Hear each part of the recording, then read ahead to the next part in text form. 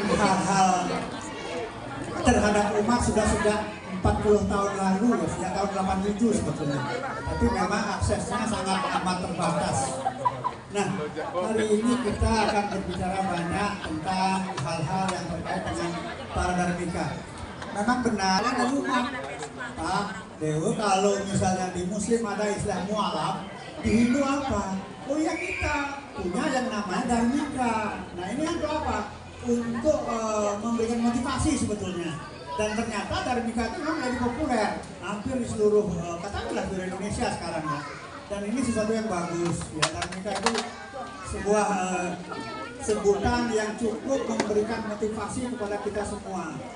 Dan kalau kita bicara dharmika, istri saya memang orang Betawi ya. Dan kami menjalani kehidupan itu tidak mudah. Karena apa? Ya terus terang dulu waktu saya menikah dengan istri saya tahun 1977 itu memang sangat amat tidak disetujui oleh pihak keluarga mertua. Akhirnya apa? Saya bawa lari ke Bali dengan kereta api zaman itu. Tahun 77 loh, tetapi masih jelek, masih panas, ya. Tapi saya bawa dan saya menikah tahun itu di Bali waktu itu, ya. Di Bali. Tidak ada proses studio Dani. Kenapa? Karena waktu itu surat nikah itu Hindu dan Buddha jadi satu. Ya, jadi nggak ada masalah sebetulnya. Setelah itu kami tinggal di sebuah kontrakan di pinggir Kali Ciliwung, satu kamar, ya, satu kamar. Itu cukup lama, namun kemudian semuanya berubah.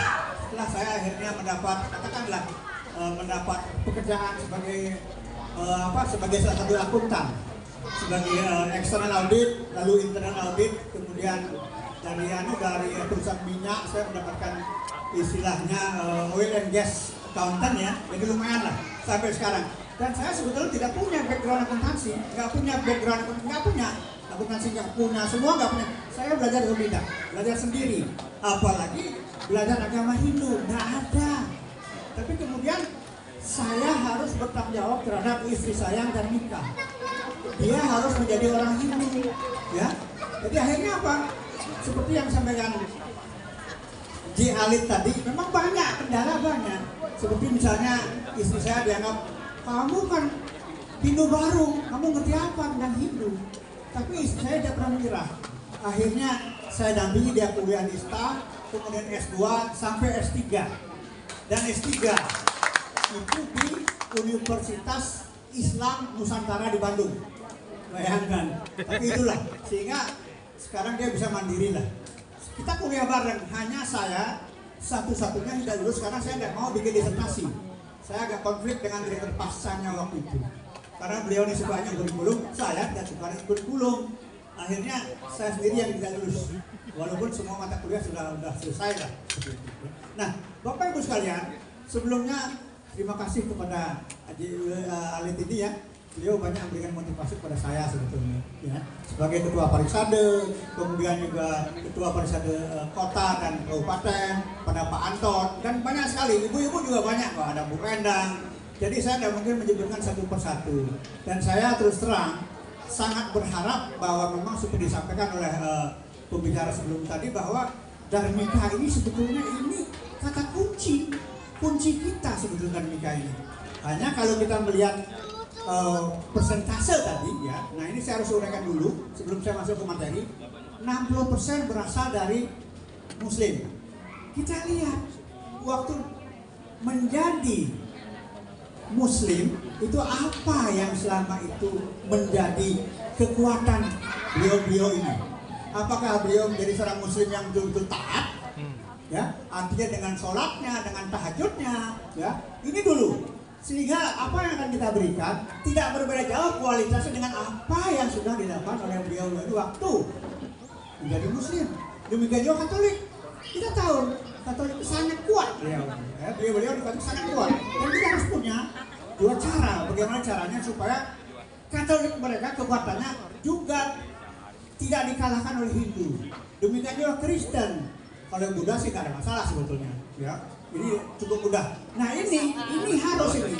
Sehingga apa? Ketika beliau-beliau ini menjadi dharmika, beliau tidak merasa lebih berat, tapi justru merasa lebih nyaman, lebih aman. Ya. Nah ini penting.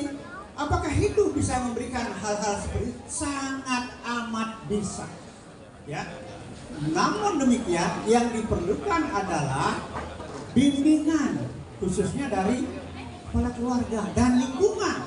Ya, tadi diuraikan oleh Pak Haji Alid ya, bahwa kalau ada Dharmika yang baru bergabung, jadi kita lihat kan sudah cukup banyak. Ya, ada yang paling terakhir kan di antara 6 sampai 10 tahun ini. Nggak ada Dharmika yang umur 2 tahun, nggak ada ya. Akan beda penanganannya, ya akan beda. Nah sekarang Dharmika kita ini pasti yang dibina adalah cucu, nggak mungkin anak lagi, pasti cucu.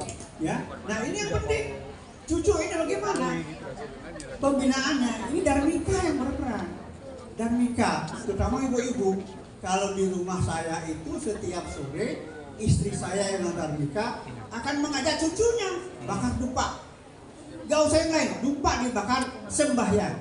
Ya, Gayatri Mantra atau Trisania misalnya, cukup. Itu dulu. Dan bagaimana kita mendekatkan anak-anak itu kepada ibunya, kepada orang tuanya. Gak perlu banyak bicara tentang agama. Bagaimana mereka mengikuti apa yang diinginkan dilakukan oleh orang tua, oleh kakek neneknya. Biasanya mereka lebih mengikuti apa kata nenek kakeknya. Ini yang penting. Jadi apa? Dharmika dan Dharmika yang sudah sekian puluh tahun itu perannya sangat amat besar untuk mencetak anak-anak generasi muda ke depan ini. Sangat besar ibu-ibu ya. Jangan salah. Biasanya kalau nenek, niang, nini itu mesti lebih diikuti itu. Ya, lebih diikuti. Bahkan ada cucu-cucu yang kalau tidur tuh mesti dengan neneknya. Termasuk 2 cucu saya tuh mesti dengan nenek. Saya harus menyingkir tidur di kursi. Karena mereka tidur bertiga di kamar itu. Jadi saya di kursi tidurnya. Seperti itu. Ini risiko. Maka tadi saya ingin menguatkan apa yang disampaikan Haji tadi, bahwa memang Dharmika ini yang menentukan ke depan. Jangan meremehkan peran Dharmika. Ya, walaupun sudah sekian puluh tahun dari Dharmika, tetap punya peran penting untuk mencetak cucu-cucunya menjadi tonggak ke depan nanti. Ya, kalau anak-anak sudah ya masing-masing punya hobi sendiri, punya profesi sendiri, itu yang penting. Dan untuk melakukan itu ada satu hal yang sangat penting, menjadi poin penting, bahwa pertama para Dharmika ini harus memahami hakikat manusia itu seperti apa. Hindu itu tidak sekedar keyakinan yang bersifat fisik, tapi juga bersifat metafisik. Ya, skala dan skala. Kenapa? Karena manusia diciptakan dengan 2 badan fisik, jasmani, dan badan rohani. Kedua badan ini harus ya dikelola secara seimbang. Nggak bisa kalau jasmani sakit hanya jasmani